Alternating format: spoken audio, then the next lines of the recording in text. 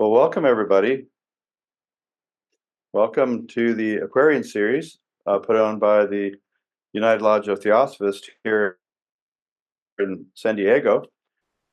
Okay, without further ado, Monica Page and Sagittarius.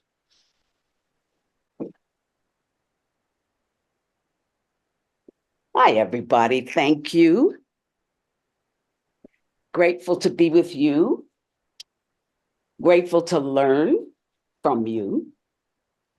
Before we get started, I'd like to do this reading. Helen Valborg, at the beginning of her book, Theosophical Astrology, gives us this passage from the Bard, his play entitled Troilus and Cressida. A great start for her book, and I thought, well, why not for us?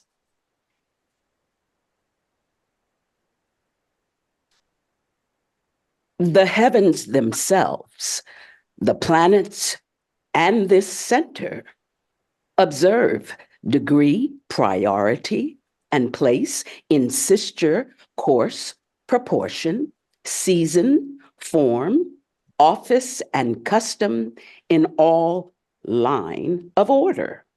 And therefore is the glorious planet Sol in noble eminence, enthroned and sphered amidst the other, whose medicinable eye corrects the ill aspects of planets' evil and posts, like the commandment of a king, sans check to good or bad.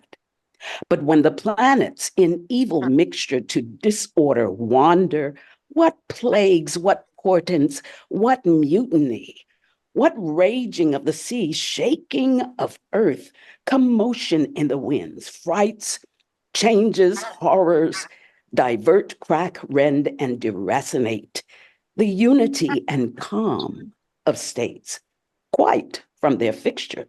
Oh, when degree, which is the ladder of all high designs, is shaken, the enterprise is sick. How could communities, degrees in schools and brotherhoods in cities, peaceful commerce from dividable shores, the primogenitive and due of birth, prerogative of age, crowns, scepters, laurels, but by degree stand in authentic place? Our William Shakespeare, the poet's poet. So here we are at slide 1. Astrology is fun, but there's a lot to be grateful for this ancient science, with its vast look at the power and possibilities for us contained in the awareness of cycles, their value, their importance, something that Theosophy constantly reminds us of. Here, Hermes speaks to us of the validity of the science of astrology. The zodiac symbolizes an entire cosmic cycle of evolution and dissolution. The zodiacal signs are ideographs and hieroglyphs with number, color, and tone. Okay, that's forward.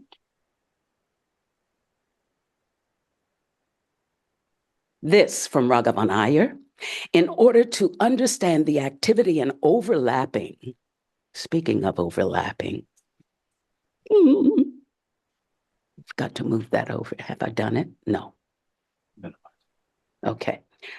In order to understand the activity and overlapping of cycles on any broad scale, one must adopt a set of categories that has nothing to do with the perceptions and propensities of the personal nature. To the integrative and synthetic vision of the adept, the interplay and interaction of human beings on the terrestrial plane are resolved into the occult correspondences of sounds, colors, and numbers. Individual human beings are seen as having manwantaric stars or rays of individuality, which pertain to them throughout the vast cycle of their incarnations. Within each incarnation, that individuality takes up a personal existence connected with a personal star or ray. So grateful to have this echoed here. A few theosophical classes I've heard student teachers speak of this idea that every human being is under the influence and maybe even guided by one of the stars. So we can be an astrological sign. I started to say it's probably true. Oh, I know. I had been saying that in many a theosophical class, the idea of every human being guided by a particular star throughout the cycle of a Manwantara is something that I had not heard before regarding the stars or astrology in any way. So we can easily be of a particular sign, say Sagittarius, but of the ruling planet or the most influential planet has a lot to do with the person's journey as well. So, okay, let me.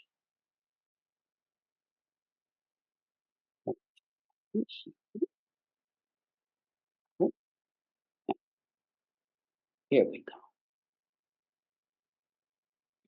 The keys. It's probably true that people recognize the sign of Sagittarius with a definite tendency, let's say, toward expansiveness, whether that be for good or ill. But in Helen Valborg's book, Theosophical Astrology, she says that Sagittarians are great lovers of the abstract, of abstract ideas, that they have the potential to place law, spiritual law, above personality. And in truth, we know that all of us here, with our own focus on theosophical ideas, have this in whatever degree, however we might be assembled for this incarnation. But she says that the formation of stars in the celestial hemisphere that make for the sign of Sagittarius don't actually appear in the form of a centaur, the image we all know. We spoke about the idea of Sagittarius having a liking for the abstract. And in that position, so to speak, to be able to place spiritual law above the personality, part of the growth possibly given in this particular sign. But anyway, moving forward, Valborg tells us the formation of the stars in the celestial hemisphere that make for the sign of Sagittarius, they don't actually appear in the form of a centaur, the image that we all know and are familiar with that is of Sagittarius. But she says that the ancient astronomers found in this particular zone the cosmic influences that the image symbolizes. Very important characteristics of the sign of Sagittarius. The archer with his bow drawn, the half man, half horse, the image we all know. The image of the centaur indicates that point in man's evolution where he's now, in whatever degree, able to perceive a duality of consciousness, the lower manas and higher manas. And additionally, now with the wind at his back in the form of much gathered and digested soul experience circling around the zodiac lifetime after lifetime, emerging from the introspection and depth that is acquired from the previous sign, that of Scorpio. He's now more open to and perhaps more easily able to tap into the collective mind with its conventional thoughts and tendencies. But most importantly, it is because of this hard-won experience gathered, the power of evolution has accomplished in him the opportunity for an awareness that he can not only assert some measure of control over this lower self with its tendency toward preoccupation with the materialistic, the physical, but he can also find within himself at this point in time his will, and that will uh, toward the focus of the upward direction of true aspiration to the higher aspect of himself beyond the conventional to the higher self. So that Sagittarian easy reach of, hey, everybody, let's go do so and so, with all the fire and gusto and great enthusiasm. This point in time has the potential to be a great launch from which one can begin to enter into that consciousness that William Quan Judge speaks of in his writings so often, acting for and as the self of all. Okay, let me see. So,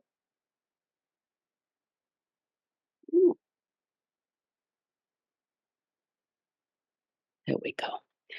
Now, due to the journey that the pilgrim takes around the zodiac, the fire sign of Sagittarius is entered into here with two other cycles of previous experience with the element of fire. And who knows how many times. But the first, at the beginning of the wheel, Aries, the sign of primal fire, is what there is to work with, we might say, that untempered, unregulated, brash fire, the horse breaking out of the gate, that fire that we might say is wild, that has yet to be discovered, understood, and a closer or better understanding of its impact, its dangers, tendencies, and its goodnesses, all by way of experience within the boundaries of the configuration in the heavens of this sign.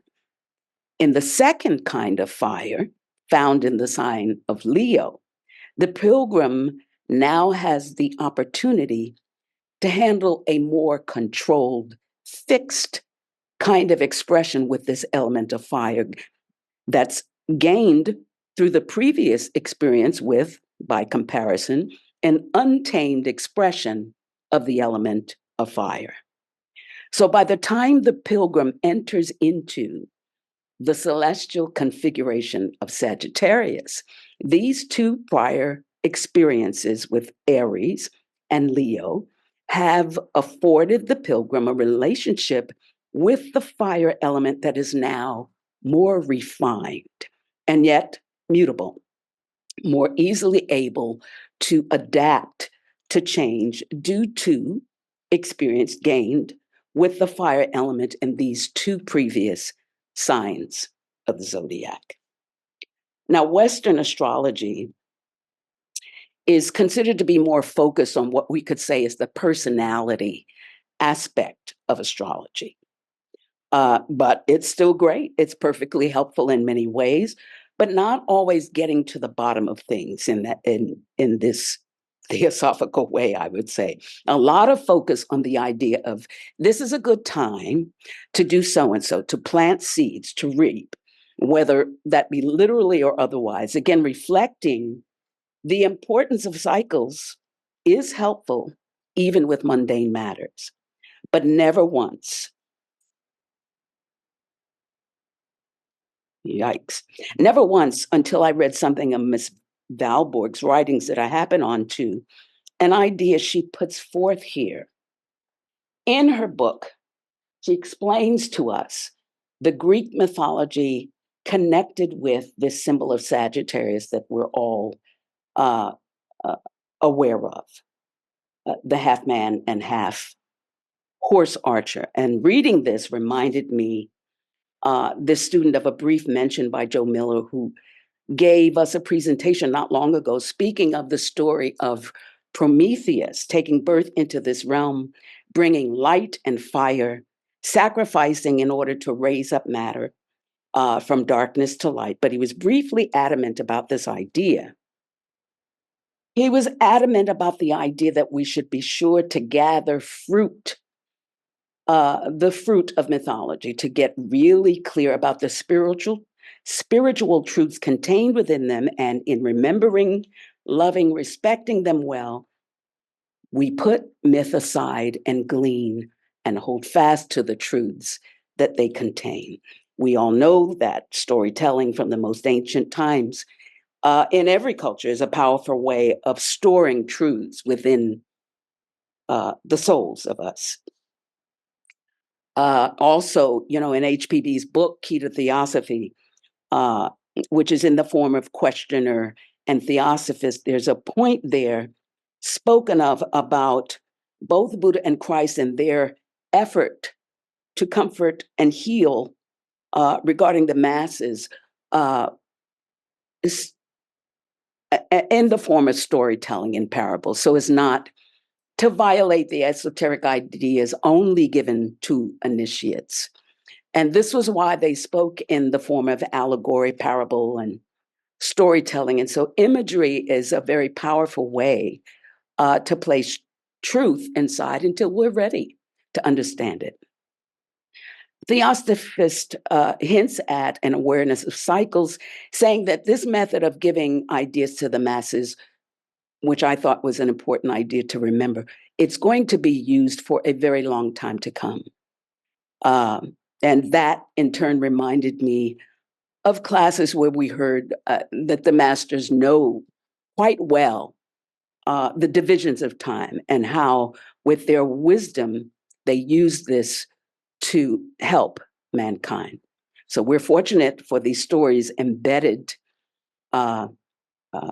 in these stories and here Greek mythology. Okay, so regarding Sagittarius, Valborg says of Chiron, the aged centaur, who was the son of Kronos, that Chiron suffered a wound that afflicted his immortal frame. And he was also considered to be very skilled in prophecy. And she notes that there are places in the world that depict the sign of Sagittarius with two faces, the centaur, one looking backward to the past and the other looking forward to the future, which would seem to speak to this idea of prophecy, of cause and effect, and the ability to foresee the effect in the future causes set in motion in the past. In the Greek myth, Valborg tells us the centaur knew well the reason Prometheus stole the celestial fire, and he too wanted to sacrifice his life in exchange for that of Prometheus. And so ultimately, these events, points in time and space reflected in the configurations of the heavens, are opportunities for greater acts of selflessness and sacrifice within the context of a given cycle. And I know, you great students have far more insight into all this than I may at this time, but I found a few ideas to gather and hold on to from the Greek tale. As Mr. Miller suggested, we should be consciously active about. So Chiron, the centaur, who was the son of Kronos, had been wounded. So that speaks to us, saying that Chiron, the symbol of man, having evolved to a point of some awareness, lower and higher mind, the result of Kronos, or the offspring of Kronos, which is time, has given us the gift of pain and suffering from which we get to learn and grow. Now, Chiron, the heavenly body that circles the sun, is symbolic in an astrological chart of pain. It can show us where our deepest pain is, but it can also indicate where our greatest opportunity for healing is. Whatever the karma we come in with regarding pain, we come into this world of duality. Here may also be a great indicator of healing, and not just for oneself, of course. It can afford us deeper understanding and ability to share with others with a consciousness so now attuned to the collective mind, as she says, that we have greater ability to help and make conscious choices. Further, aspiration toward the higher self.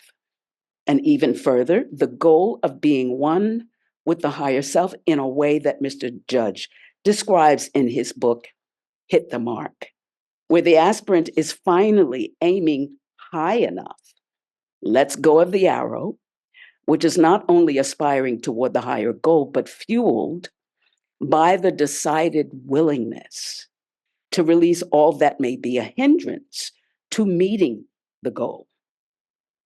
Now engaged in giving to the world with understanding gathered from the totality of previous experiences. There's now the emergence from that wonderful ingathering power of focus in the intense and introspective sign of Scorpio. Each astrological sign in its order on the zodiac is part of the cause and effect continuum. The universe's natural response to the previous configuration, marking, say, the dharma of each given cycle.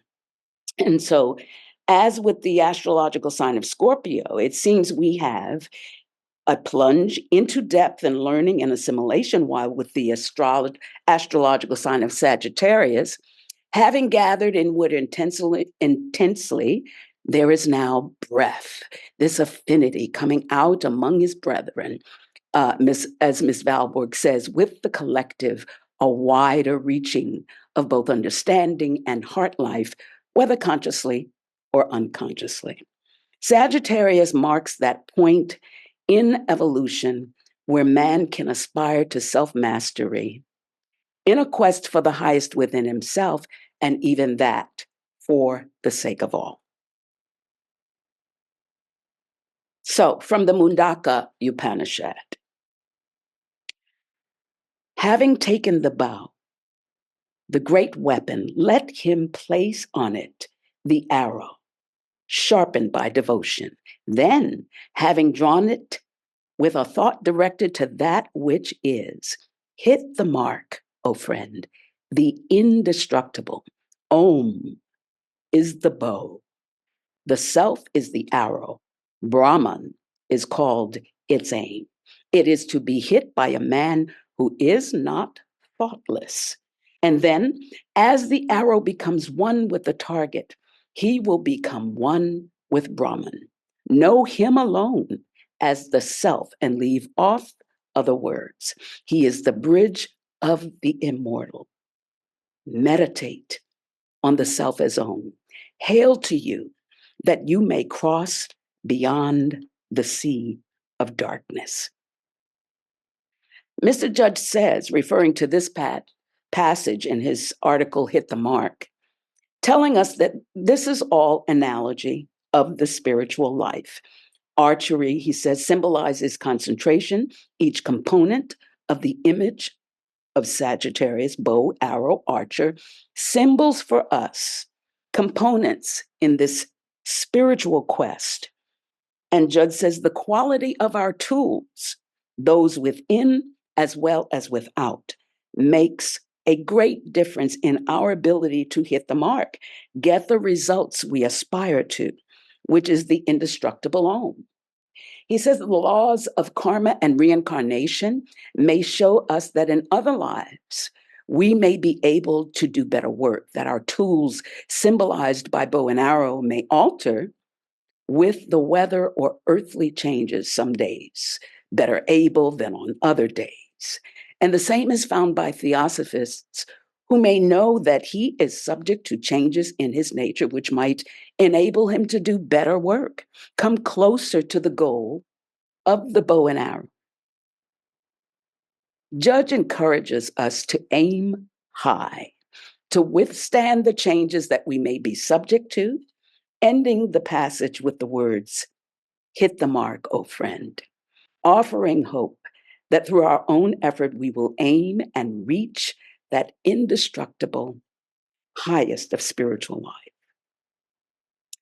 As all the astrological signs are, the sign of Sagittarius is its own particular kind of opportunity for a new level of understanding and service and seeking to get anchored in the higher identity, not only for one's small self, but as Judd says, always for and as that self of all, consciously, compassionately, and like both Chiron and Prometheus, heroically. I end here and let me say this. Great thank you to my sister Michelle Christie for these amazing slides. I appreciate your generosity and your hard work in putting them together. Questions? Okay, so we're at the question. If I could see everybody, maybe stop share so we can get a good look at everybody in the audience. Can we stop share for a moment? Oh, I'm sorry. No worries. Got it. Here we are. Okay, maybe I should let me go to the gallery here so I can see myself. Okay, well, wonderful performance and presentation. I just want to give you special kudos for your excellent handling of our technical issues. That shows you what a pro you are. Oh, you are I kind. have a feeling I would, if it happened to me, I'd probably be, the deer in the headlight. So thank you so much, Thank you, Monica. Des. Fellow Sagittarian. Let's see, Judy. Judy has a question or comment for us. Go ahead, Judy. Thank you very much, Sister Monica, for your wonderful presentation. There is a great deal of symbolism in Sagittarius, as you pointed out. Here is a human torso and head on a horse's body. Yes. So you said something about the idea of also a two-faced figure. I'm not quite sure if I understand, but the Roman god Janus, from which January is named, is also looking backward, looking forward. And I'm wondering if the fact that Sagittarius occurs at the end of the year, right before the solstice, has to do with this. And if the arrow symbolism, as Judge pointed out, isn't the fact that if you're a certain distance from a target in archery, you have to aim higher, much higher from where you're going to hit the target.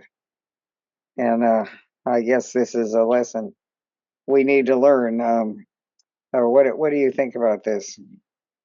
Oh, I'm in complete agreement with you. And I think that Mr. Judge makes that kind of statement responding to the Mundaka Upanishad. And he says, aiming high, and there may be times or cycles, within cycles in our life where we're not able to do that. And other times when we are able.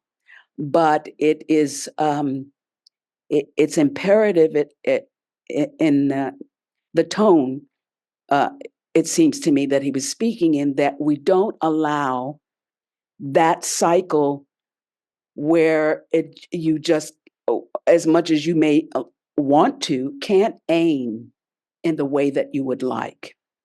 But I think it's also an opportunity for a student to look around and say, well, what's contributing to my inability to aim as high as I would like to? And I think that's when you get to see how serious you are about this. I don't know. And you can be very serious about it and still not have the karmic circumstance that will allow you to hit the mark. Dinner now, because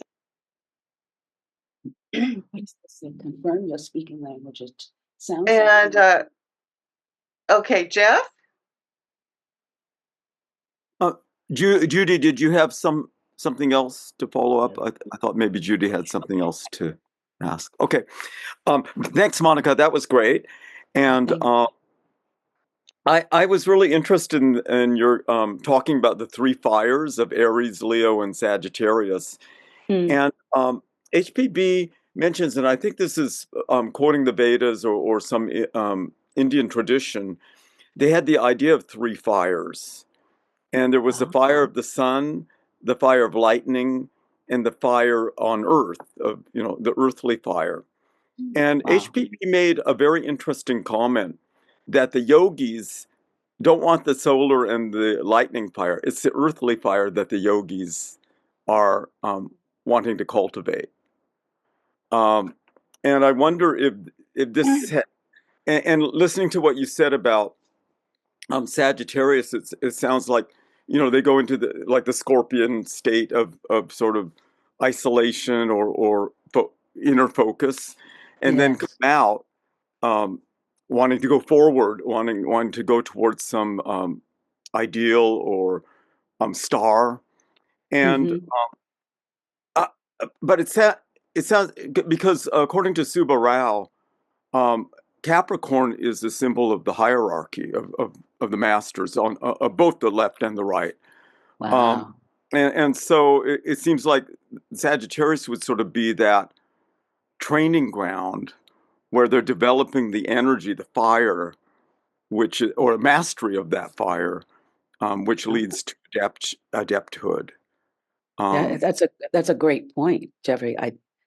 It makes sense that at that particular time in the zodiac, that would be what you take on, because with the previous two experiences, you get, to some degree, I would think, to see what you're made of, to see what you're ready for, and to understand the element itself uh, a lot better than maybe you would have had it been your first rodeo in that regard. But yes, oh, good. Yeah. A horse. Yeah. Um, yeah. by the way, that reminds me, why do you think it was a horse? I mean, like Shakespeare had a donkey head on a human body. What is there some special symbolism of a horse? Because the horse is so important, like the Vedas, the horse sacrifices, like the key to the Brihadaranyaka Upanishad. So I'm wondering what if you have some. That's really an interesting question. The first thing that comes up is, there are other animals on the farm that contribute mightily, as and the horse certainly does. But I think that there is a measure of pride in a horse, Mm, um, which, it can be maniacal egotism on one end, mm, or it can be self-esteem on the other end, which would give you uh, the inner permission to reach higher. I don't know that you mm, have to feel awful about yourself and travel the path without coming to some healthy idea. And so, but at the same time, it's exactly what you have to release. So it would seem to me that the horse of maybe of the other animals has a pride that may be healthy at one turn of the wheel and not healthy at another. At some point, it has to be released. Especially, and then the other thing is pride in the physicality, which that may not be much help on the path. mhm. That's There's Jonathan, great. also that from the stanzas. Mm, If you remember I'm Bohat. sorry. Bohat, Mhm. Oh, yes, yes, the steed. right? Thought is the rider and Fohat is the steed. That's right. Well, there you go. We're Mm. talking about directional energy here. So, I, I was curious did I about say one? number 9 Oh, because in our Scorpio study, Helen Wahlberg refers to, since the separation, that Sagittarian was 7, but then became 9 in the split. And isn't the number 9 a symbol of completion when it comes to our 3 times 3 cycles? I am not absolutely certain, but I think that I know of 9 as a completion shy of death. It is a certain level of accomplishment and understanding, and it's connected with travel. So it is a deeper level of understanding, one rung, I would think, but I'm not completely certain about the Yeah, rest. I think when you have the facing both directions, the looking past and the looking Oh, the forward, face, kind of yes. a next stage, getting ready for the next seed, basically like a seed getting ready for the next debut. Hey, Shobha, how you doing? I'm doing well. I'm continuing the idea of the 9 and also continuing what Jeff talked about Subbarao. Subbarao's article in the 5 years of Theosophy, it's curious that he brought in the 9 because it's the 9th symbol and it's called Dhanush, and Dhanush is the archer. Okay. And he says when represented in numbers, the name is equivalent to 9, and the division in question is the 9th division counting from Mesha, which is Aries. Okay? These are all the Sanskrit names I'm giving you. Mm-hmm. And then he says the sign, therefore, clearly indicates the 9 Brahmas, the 9 Prajapatis who assisted the demiurges in constructing the material universe. So the 9 is explained by Subbarao in this form. I find this fascinating. So I just thought, it's a very interesting article where he talks about. I love the way he starts out because I feel the same way about the zodiacal signs. When I look at those position of the stars, I don't see an archer. And he says the arrangement of the stars has nothing to do with the symbol that is being used there. But we try to connect it, but to me, it makes no sense. I could do anything I want with those stars. Think about it. It's like looking at the clouds.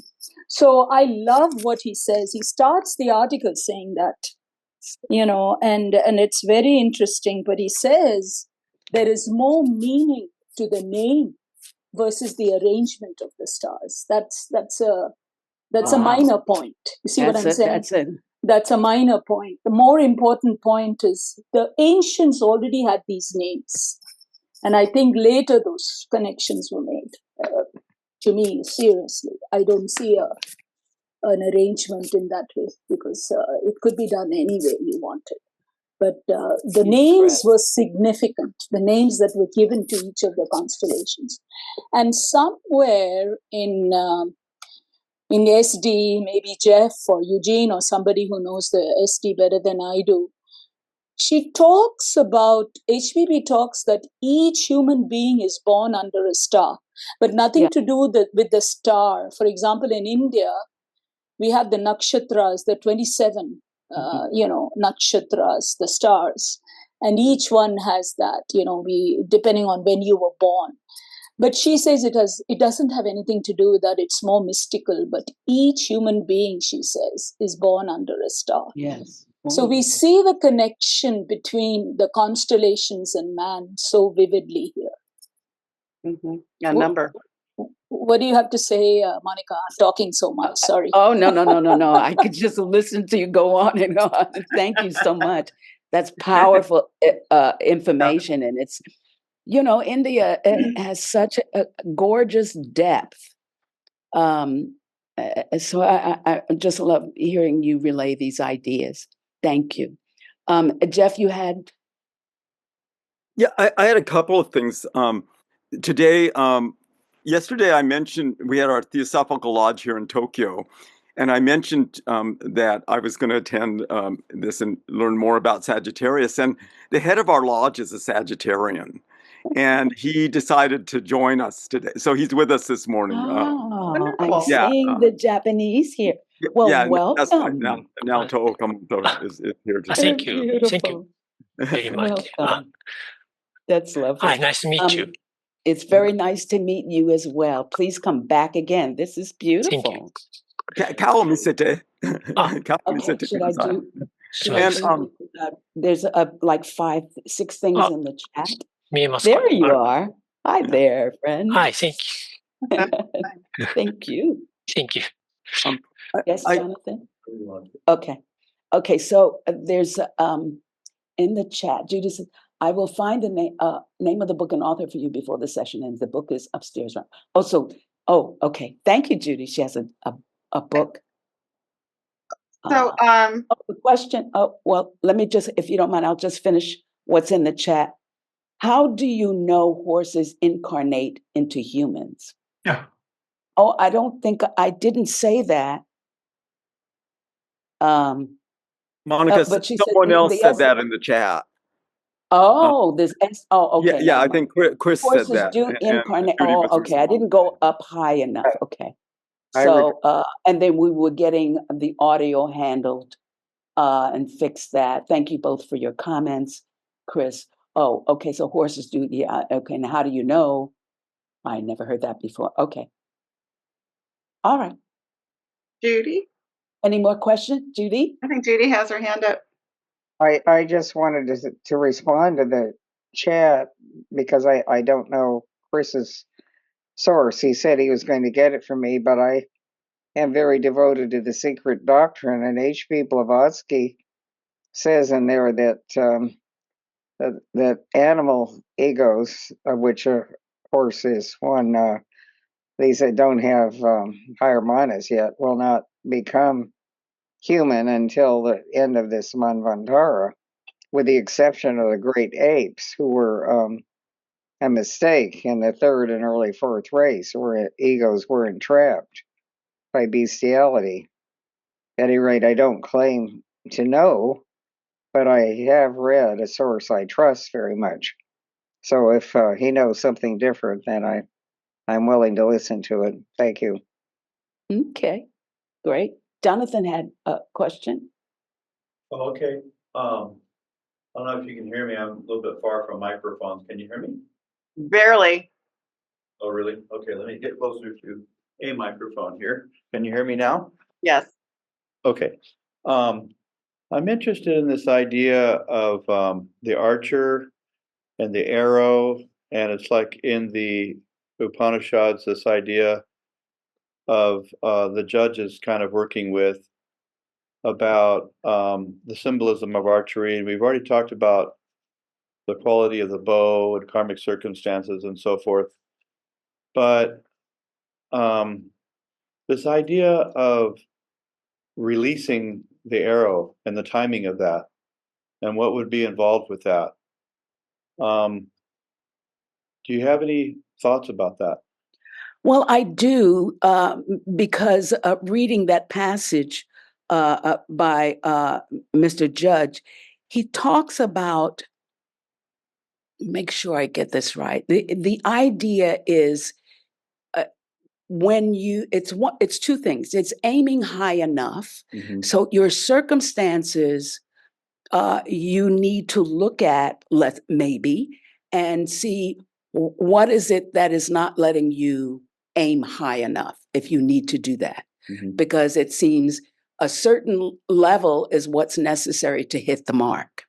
But the other thing is, it left me. I'm sorry, but it had something to do with the idea of releasing the bow.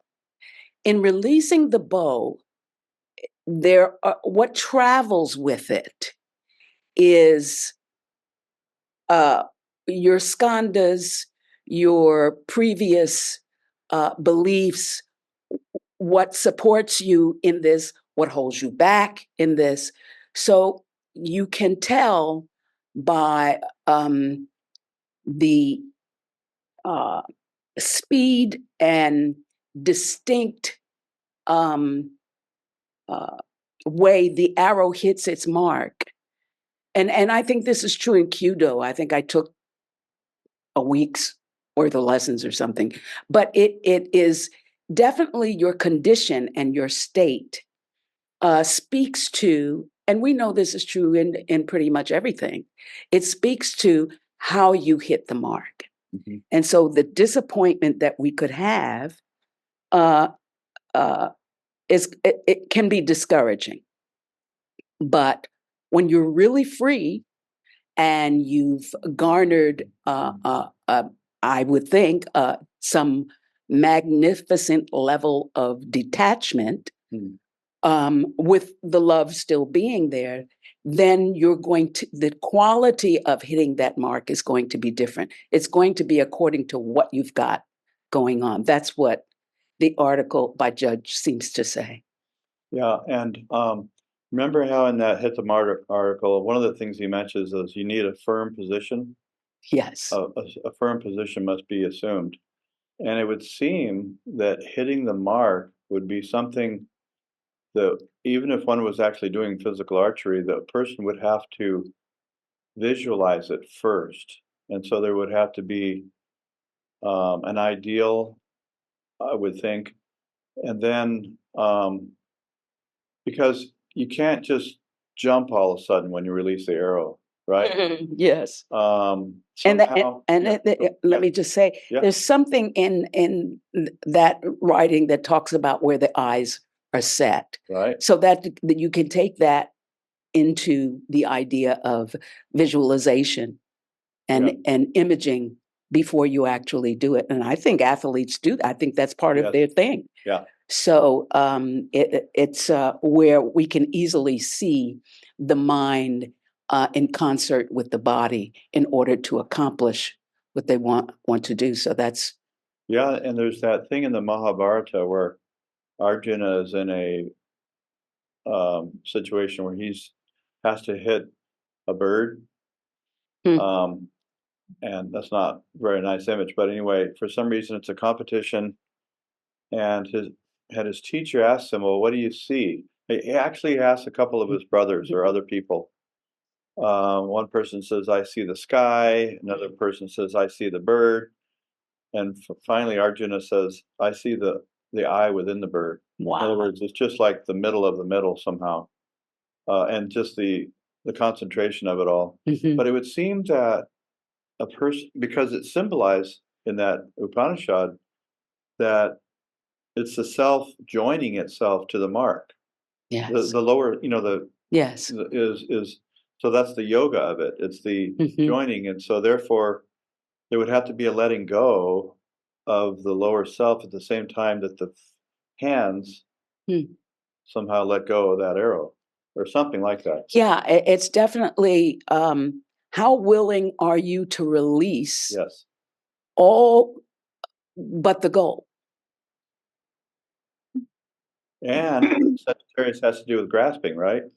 Yes, that is the nidana is grasping. And so there's, that's a major thing for the experience of that sign, to be able to really release that particular kind of attachment before you can gather the fruit of being in that sign. So thank you. Thank you. There's also a paragraph in Valberg's article on Sagittarius. That has to do with what you're talking about. Can I read it for you guys? Please do. Okay. She writes, excuse me, the bow must be drawn effortlessly as a great and unconscious breathing in and a breathing out. The light of supreme power must be released, as though it had never been held, to flow over the horizon and illuminate the earth. The star, called by the Arabs Awazl, W-A-Z-L, marks the junction where the arrow, the bow, and the hand of the archer meet. It is the center of all the potential power in Sagittarius, which can become the perfect instrument of the logoic light. Yes. Through the hand of the fiery Kshatriya, I'm not sure if I'm pronouncing that right, but who grips the bow, the arrow will be released. He mirrors the powers of the creative logos and ever draws upon the source of spirit. At rest, he does as did the Lord in the book of Genesis when he said, quote, I do set my bow in the cloud, and it shall be a covenant between me and earth, end quote. I think Thank you it's so much, interesting Des. that they're talking about an alignment or a conjunction of these three things. The Just arrow, gorgeous. the bow, and the body. So I don't know if there's a relation there with the gunas or but I definitely think she says, all of the signs have guna relations. So but it's it's pretty pregnant with symbology. thank you for that. Just beautiful. David has a question. Hi, Oh, David. hi there. Maybe I should turn myself on here. Oh, there we are. Hey there, Monica. Hi there. You're probably all familiar with this first, what Desiree was talking about, and of course, there's Judge's article, "Hit the Mark."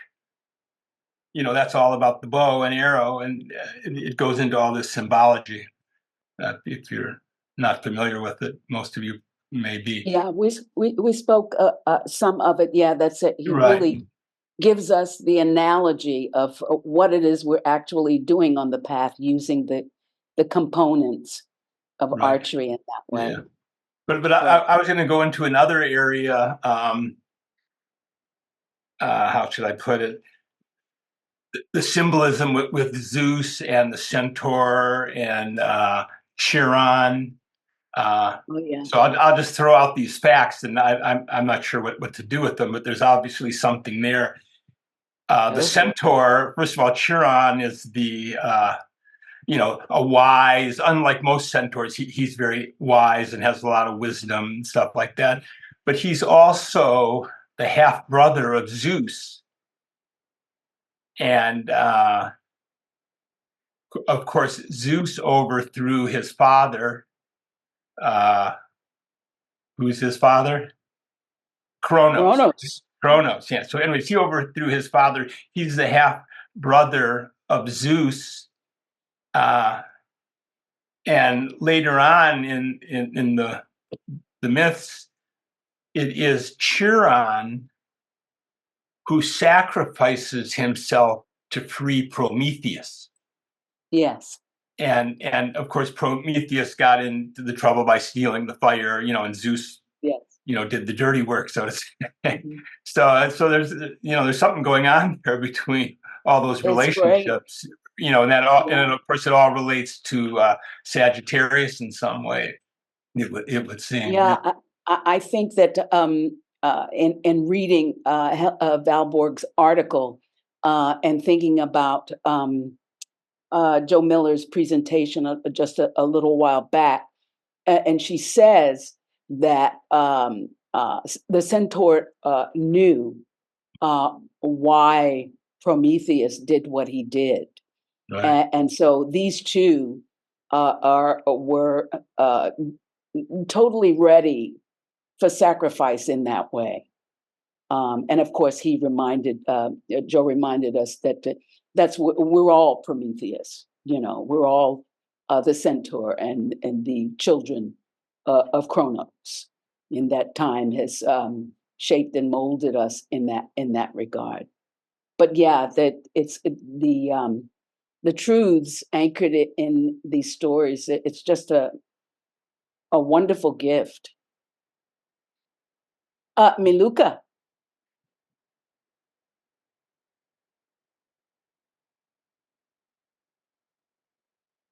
Hi, Monica. Hi there. Good job. I mean, I always enjoyed your lectures and I love your voice. Oh, well, thank you very much. Well, I I love was learning with you guys. I was reading that they were at the beginning. They only have 10 esoteric signs, not 12, according to Isis Unveil. They were Aries, Taurus, Gemini, Cancer, Leo, Virgo, Sagittarius, Capricorn, Aquarius, and Pisces. So they say that those were the esoteric sign, and there were other two mystic signs that they were only known by the initiates, like Libra, or Libra. I don't know. Did you say Libra? Okay. So the other thing is that I was reading was that Sagittarius among Scorpio and other sign is among it have to do with the ascending line of the cycle of creation. That was interesting. And that apparently this sign, they were named after its deity. And they were, according to the Hindu zodiac, and they say that Sagittarius is connected with Ganesha. I was wondering if you can explain more. That Sagittarius is connected with Ganesha? Either by Ganesha, yeah, that was like they have each sign is dedicated to a deity, according to Isis Unveil. That's very interesting. Yeah, I just heard of that before, and I just browsing through it. I went, oh, this like they say, the Sanskrit name of Sagittarius is Danus. Danush. And then the precise divinity is Ganesha. Ganesha. Well, that's very interesting. I don't know a heck of a lot about it, but my first gut response to what you're saying is understanding that Ganesha is known as the deity who is the remover of obstacles. So somehow, Ganesha having anything to do with Sagittarius, it must be something regarding that particular point in evolution where man has now come to a better clarity about having a lower and a higher being within himself. And I don't know if Ganesh would symbolize the the devotion. That's the word I'm looking for. An idea of devotion that is so strong that the obstacle to whatever next understandings or levels of understandings that we could come into, Ganesh could very well, with our will, help us move out of that consciousness where every time, something in the material world is pulling us back into this consciousness of the physical. And it's absolute jealousy and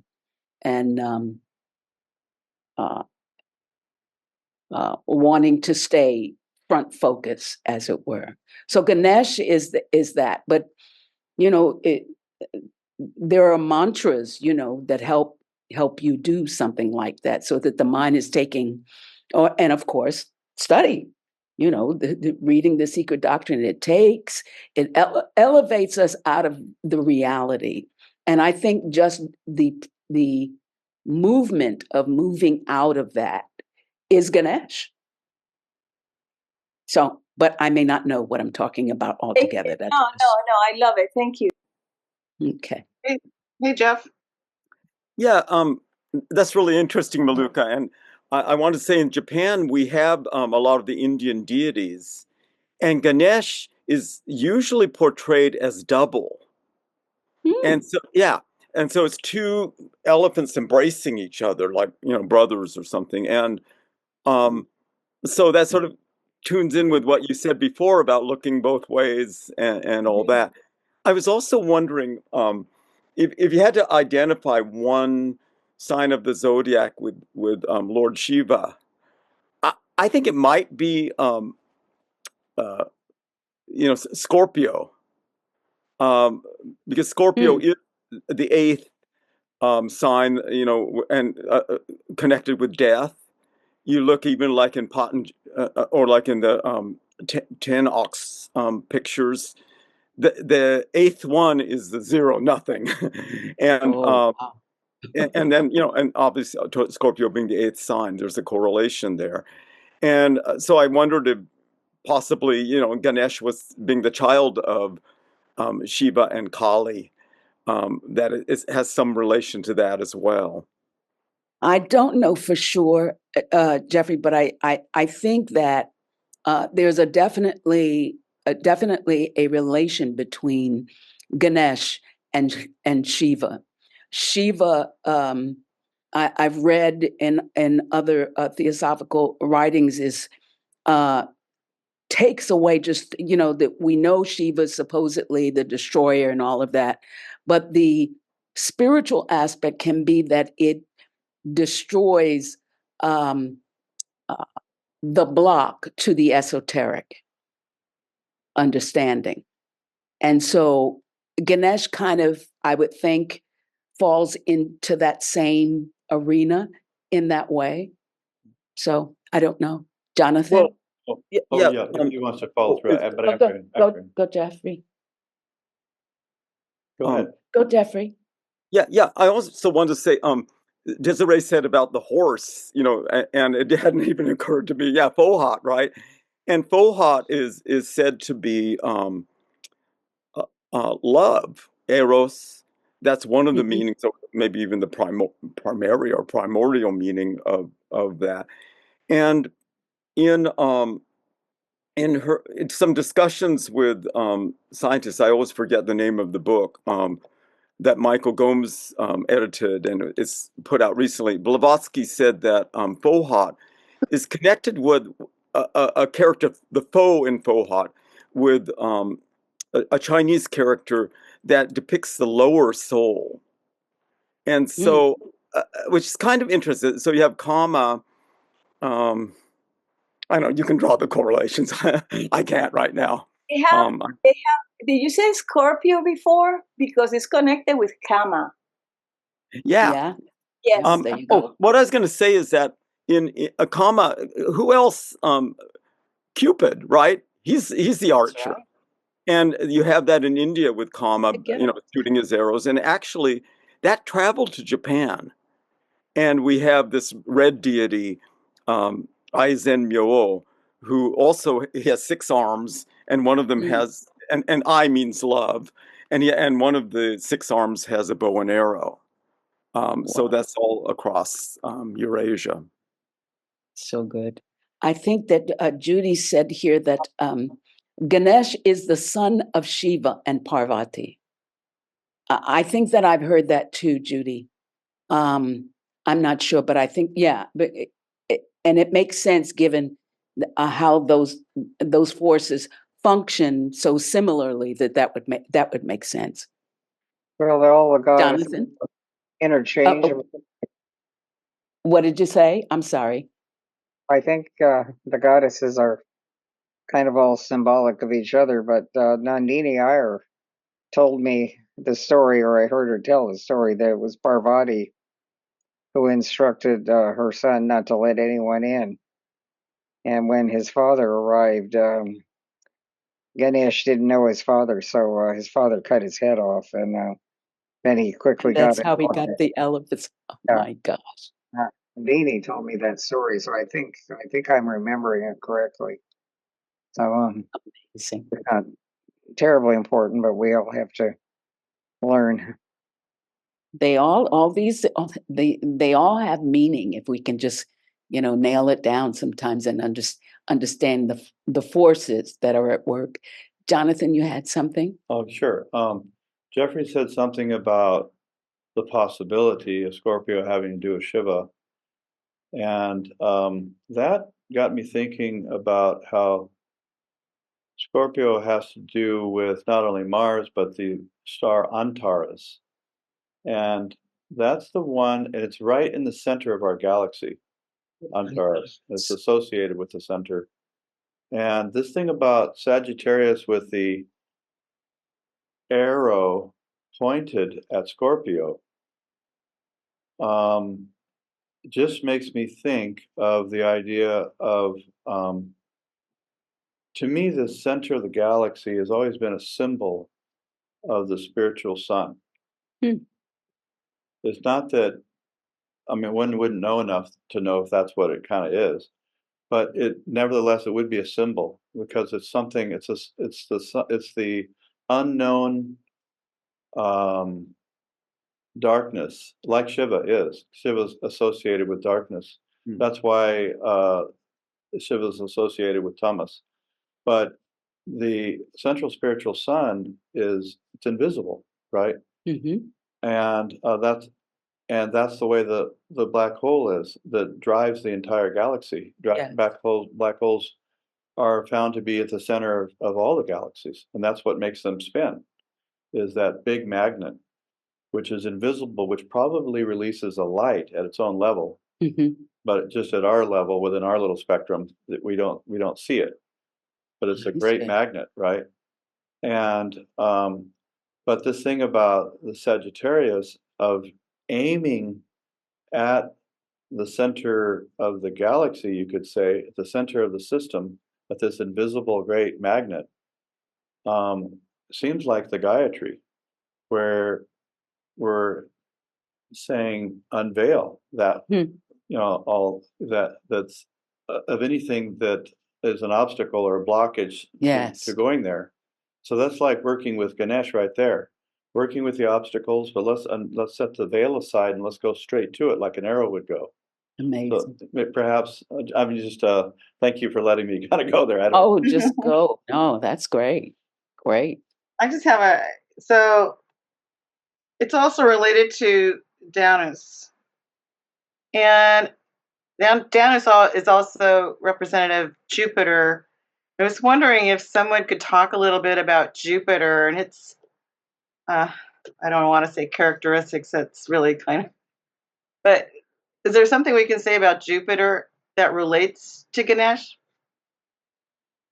I don't know how well it relates to Ganesh, but I do remember hearing about the planet Jupiter being symbolic of the guru, but the physical guru, that force of expansion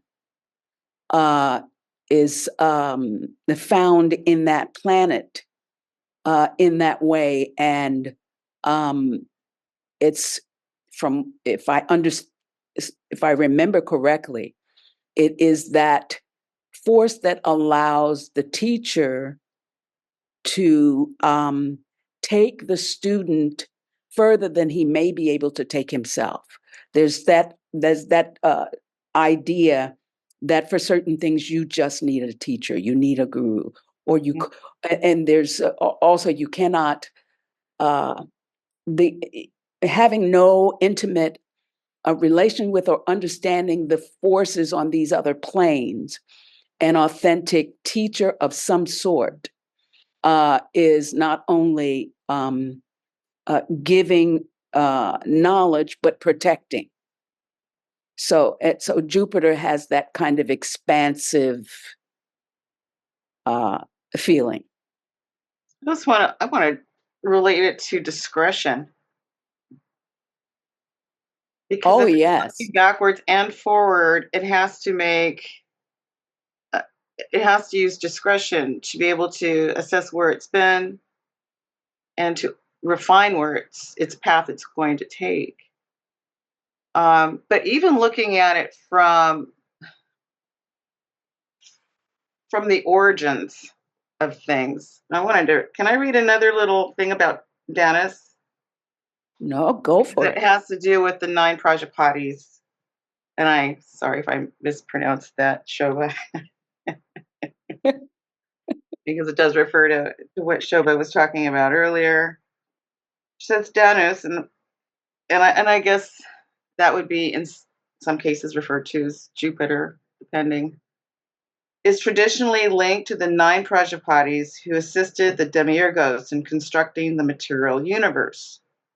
These holy ones are the same as the 9 Kabbalistic Sephiroth. The 3 trinities, so we're talking about 9, the 3 trinities, which together with the one represent the Pythagorean mystic decad. They are the voice of the Lord, Svabhavat, the numbers, for he is 1 and 9. Thus, the 9 corresponding to the 9th creation are the totality of creators, which blend in 1 and become the 10. In the secret doctrine, it is said that the 9th creation is that which took place in the sea of fire, the radiant Mulaprakriti, or undifferentiated cosmic substance. This is the fire which generates Mahat and the sacred gift of Prometheus. We were talking about Prometheus a little earlier. Mm-hmm. First, there is the 1, which becomes the 2 plus 1, giving the tretad, or 4. The number becomes 4 and 3 and 2. Of course, this is coming from the stanzas now. So, but anyways, it talks about generative life. So we're going from the very spark and through that process as well, and it's getting reflected in these things that we're talking about. Seems like, but that the archetype is there, it's starting there. Interesting, and how important that number 9 is. The 3 times 3. Yes, I've always heard people relate about the number 9 as another a decided depth of understanding that particular number. Now, Maluka, was that Maluka? Yeah, she says here Jupiter is equivalent to Zeus, the dragon of life. Fire. What is that, Maluka? Ayu? The dragon of life. It's dragon. also considered the Zeus, but also it's also another note that HPV says the dragon of life. And they have some even scientific footage of Jupiter. And remember, they have Thor. They have that character Thor, right? But then they have some video of Jupiter, like a lightning. That's why they call it Jupiter, the planet of lightning.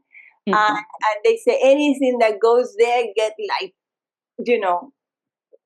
it dissolves because it's so powerful and attract everything.